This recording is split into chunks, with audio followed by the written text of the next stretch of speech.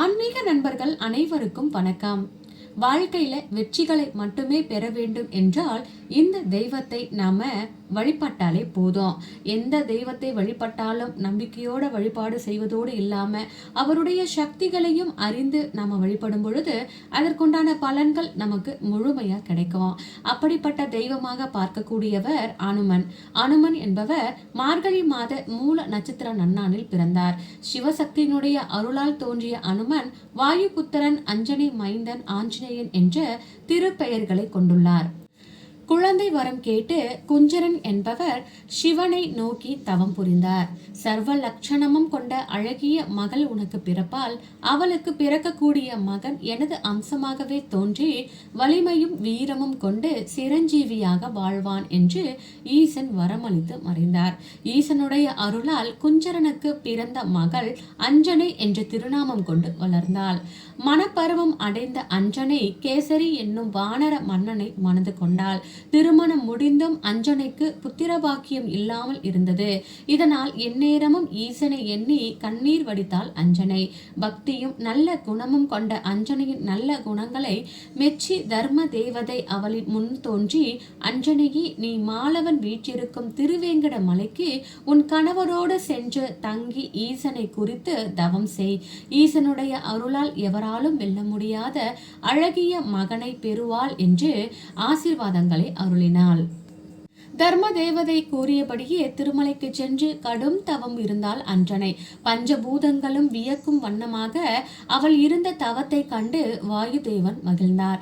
ஈசனுடைய ஆணையின்படி அஞ்சனியின் தவத்தை மெச்சி வாயுதேவன் ஒரு அற்புத கனியை பரிசளித்து ஆசீர்வதித்தார். அந்த கனியை உண்ட அஞ்சனை கருவுற்றாள்.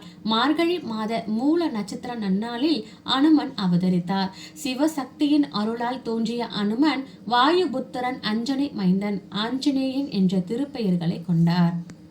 இவ்வளவு சிறப்பம்சங்களை கொண்ட அனுமன் மார்கழி மாதத்துல தன்னூர் மாதம் என்று சொல்லுவாங்க இல்லையா? அப்படிப்பட்ட மார்கழி மாதத்துல வரக்கூடிய அமாவாசை என்பது மூல நட்சத்திரத்துல வரும். மூல நட்சத்திரத்துல மார்கழி மாதத்துல அவதரித்தவர் தான் ஆஞ்சநேயர். வெற்றிகளை வாரி வழங்கக்கூடிய தெய்வமாகவே ஆஞ்சநேயர் இருக்கின்றார்.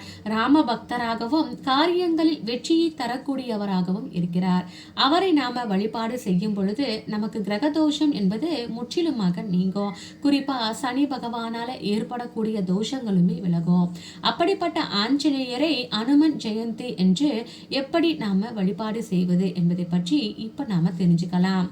ஆஞ்சநேயர் அவதரித்த நட்சத்திரமாக மூல நட்சத்திரம் இருக்கு. ஒவ்வொரு மாதமும் வரக்கூடிய மூல நட்சத்திரத்த நாள் அன்று ஆஞ்சநேயரை வழிபாடு செய்வது மிகவும் சிறப்பு. குறிப்பா மார்கழி மாதத்துல தான் அவர் அவதரித்தார் என்று சொல்லப்படுது.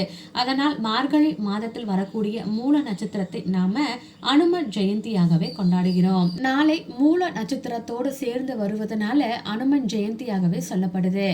அன்றைய தினம் அனுமனை நாம வழிபாடு செய்தோம் என்றால் நம்ம வாழ்க்கையில பல நன்மைகள் உண்டாகும். குடும்பத்துல ஒற்றுமையானது மேலோங்கும். குழந்தைகள் தைரியத்தோடவும் தன்னம்பிக்கையோடவும் வாழ்வாங்க. கிரக தோஷங்கள் எல்லாமே நீங்கும். வெற்றிகளும் கிடைக்கும். தடைப்பட்ட செயல்கள் தடையின்றி நடைபெறும். அப்படிப்பட்ட ஒரு எளிமையான வழிபாடு தான் நாளைய தினம் நாம செய்யணும். நாளை 30ஆம் தேதி ராகு காலம், யமகண்டம் இந்த நேரங்களை மட்டும் தவிர்த்துவிட்டு எந்த நேரத்தில் வேண்டுமென்றாலும் நாம பூஜை செய்யலாம். வீட்டில் ஆஞ்சநேயருடைய படமோ சிலையோ இருக்கும் பட்சத்துல அதை சுத்தம் செய்து அதற்கு சந்தன குங்குமம் வைத்து கொள்ளலாம். ராமருடைய படம் இருந்தால் கூட அதையும் சுத்தம் செய்து நாம மஞ்சள் குங்குமம் போட்டு வைத்து கொள்ளலாம். படம், சிலை இது எதுவுமே இல்லாதவர்கள் தீபம் ஏற்றி வைத்து கூட இந்த வழிபாட்டை நீங்க செய்யலாம். துளசி மாலை அல்லது வெற்றிலை மாலை போன்றவற்றை ஏதாவது ஒன்றை வைத்து நம்ம படத்திற்கு சாற்ற வேண்டும். அவருக்கு பிடித்தமான உளுந்து வடை, அதில் வெங்காயம் சேர்க்காமல் மிளகு, பெருங்காயத்தூள் மட்டும் சேர்த்து வைக்க வேண்டும். அவருக்கு லட்டு என்பது மிகவும் பிடித்தது. வெண்ணெய், அவல் பொரி, கடலை போன்றவற்றை நாம வைக்கலாம். இவற்றில் எதுவுமே வைக்க முடியலனாலும் வெறும் வாழைப்பழத்தை வைத்து கூட இந்த வழிபாடை நாம செய்யலாம். ஆஞ்சநேயருக்கு மிகவும் பிடித்தமான நாமம் ராமநாமம். ஆஞ்சநேயர் ஜெயந்தி அன்று ஸ்ரீராம ஜெயம் என்னும் மந்திரத்தை 108 முறை பாராயணம் செய்தாலே ஆஞ்சநேயரின் அருள் என்பது நமக்கு பரிபூரணமாகவே கிடைக்கும். முடிந்த அளவிற்கு நாளைய தினம் உங்களுடைய மனதிற்குள்ள ஸ்ரீராம ஜெயம் என்ற நாமத்தை கூறிக்கொண்டே இருக்கும் பொழுது ஆஞ்சநேயருடைய அருள் நமக்கு பரிபூரணமாகவே கிடைக்கும்.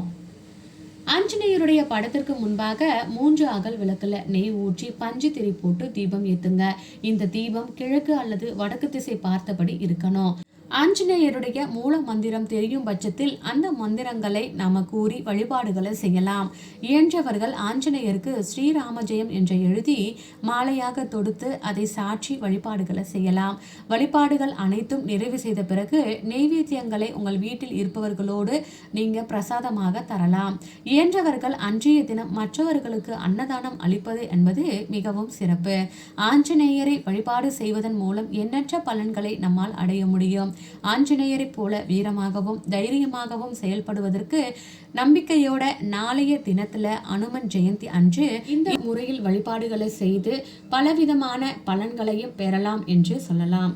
கண்டிப்பாக இந்த பதிவு உங்களுக்கு பயனுள்ளதாக இருக்கும்னு நினைக்கிறேன். இந்த எளிமையான ஒரு வழிபாட்டை செய்யும் பொழுது நிச்சயமா வாழ்க்கையில மாற்றங்களும் ஏற்படும். மீண்டும் அடுத்த ஒரு பதிவுல பார்க்கலாம். அது வரைக்கும் நன்றி. வாழ்க வளமுடன்.